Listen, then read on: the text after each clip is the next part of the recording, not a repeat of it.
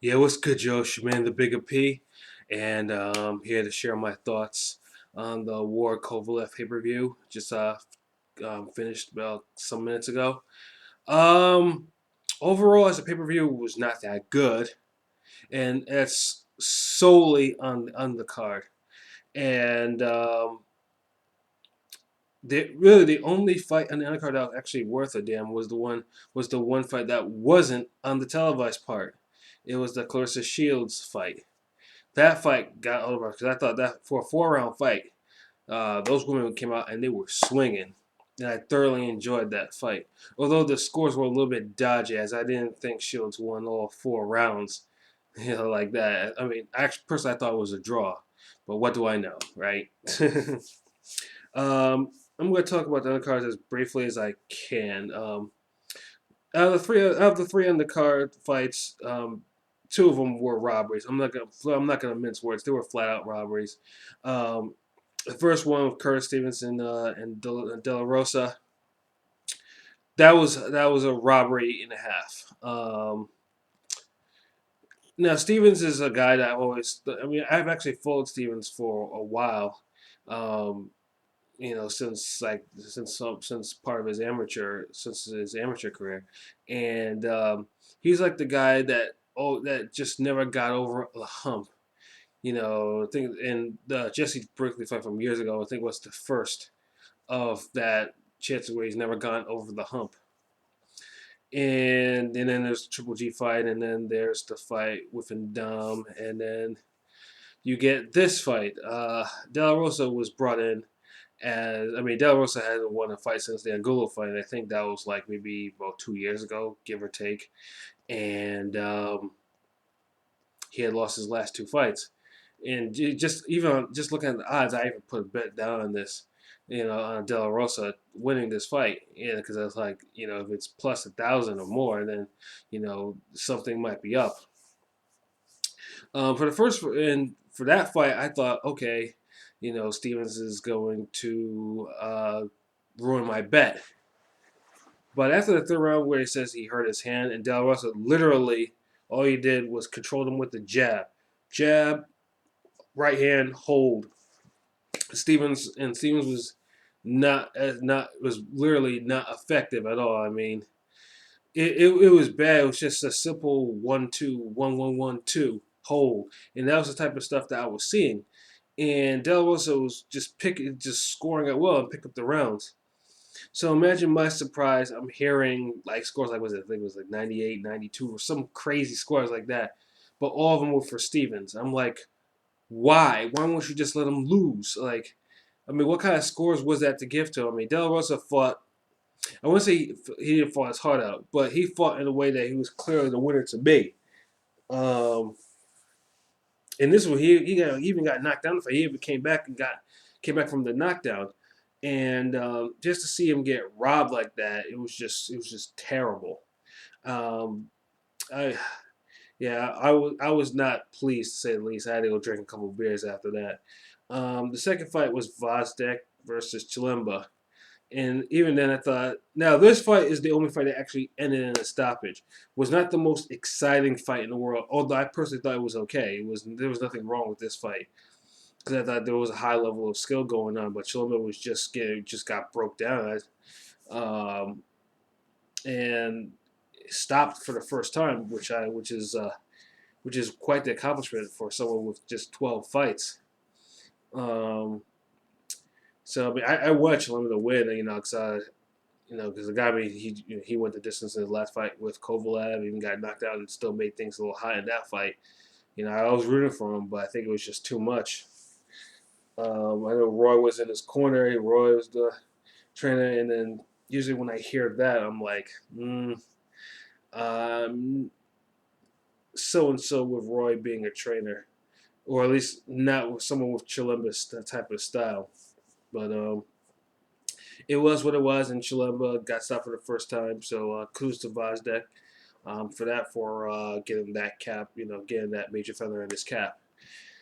Which comes to the last fight, which was the co-main event. For some reason, it was Perez versus Hooker.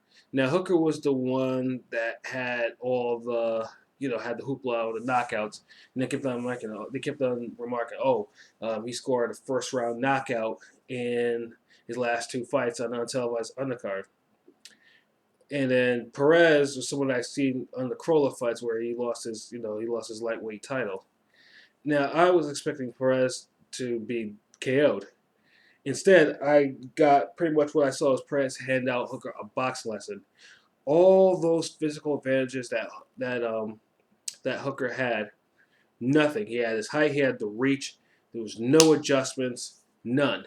I mean, I don't think I gave him a round, but yet they saved him with the draw. That was even a more egregious robbery than the first fight. I mean, I could not believe that that Hooker got a draw, and then there was a card that actually gave him the victory, 97-93. How ridiculous is that? Seriously. I mean, at that point, I was thoroughly disgusted. I'm thinking to myself, I hope this main event is not on some bullshit. This main event, considering the type of fighters that they are, I didn't think anything of it. Excuse me. I mean, I thought it was either going to be like Ward was. I mean, I thought Ward was going to win by unanimous decision, a wide one at that. I thought it would be nothing because of Kovalev. Because I actually do think Kovalev is a good fighter, but I thought Ward was a better fighter than that. What I got was a one hell of a fight and a close fight. And from what it looks like now, it's going to be a fight that is very divisive on who actually won the fight. But the early rounds, I did not expect Kovalev to actually wobble Ward with a jab, which he did, and then to actually drop Ward with a punch. I mean, he had them all, and then after that continued that, he was still lighting him up. I'm thinking to myself, like, where's the adjustment? I was like, what kind of plan did they have for this fight? Because he was just literally hanging out on the end of Kovalev's punches, and I'm like, if Ward doesn't make any adjustments, he's probably gonna get knocked out in the next 3 rounds. Ward did make an adjustment. He went in. He did their thing. He went all Bigga on him. He attacked the body. He smothered him he made it rough. He brought the dog in him, and that was the. And it's not like he's never done that before in different fights like that. But this is a fight where I couldn't help but be impressed by that level of adjustment. But Kovalev still wasn't bothered by Ward's power though. I mean, he kept on. He wasn't discouraged or anything. He kept on coming, and I think he still won a couple rounds late. But Ward definitely got himself, I think, at least 5 of the 6 rounds, give or take. Now, score-wise, I agree with the score of 114-113 for either fighter. Personally, I thought it would be Kovalev that would actually get, because Kovalev actually got the knockdown, which would actually warrant a 114-113. So I was slightly surprised that Ward got it. But hey, kudos for Ward for making an adjustment in this fight. I mean, he couldn't hurt the guy, but he was like, if he can hurt him, he can at least try to take away his power by smothering him.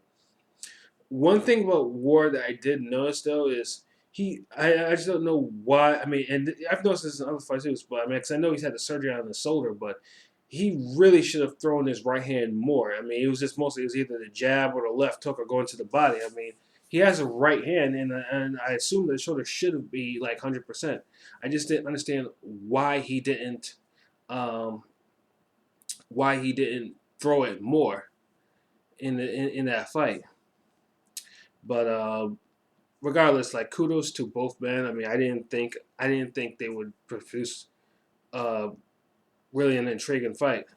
But Ward, I have no problem with Ward winning and how he won or none of that.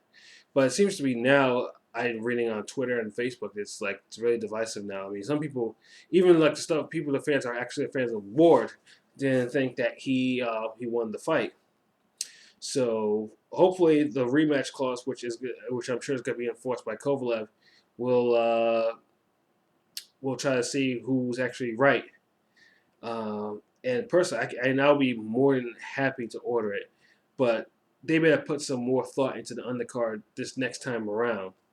Um, so yeah, so those are my thoughts on the card, and like I said, the overall is pretty. Oh, I mean, I'm not happy with the undercard, and I wish it was better, so it would have got more of my money worth.